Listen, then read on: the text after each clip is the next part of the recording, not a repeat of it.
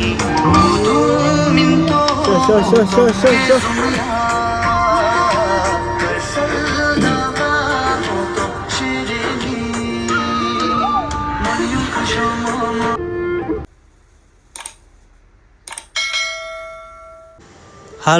Tashi Dille, welcome back to my YouTube channel.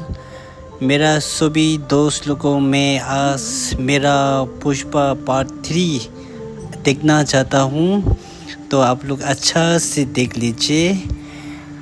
एक छोटा से एक वीडियो हूँ मैं, इतना मज़ा है, आप लोग प्यार से देख लीजिए। तो मेरा सभी दोस्त लोगों को मैं एक रिक्वेस्ट कर रहा हूँ, आप लोग लाइक और शेयर कमेंट कर दीजिए। Thank you so much. Okay bye. क्या इतना बहुत एक बात करो ना, दुश्मन कभी भी नहीं जिंदा नहीं रहते। और कुछ बोलो ना, कुछ सुनो ना। अच्छा जी। और पुष्पा पुष्पा राजावली कांतारा कंदार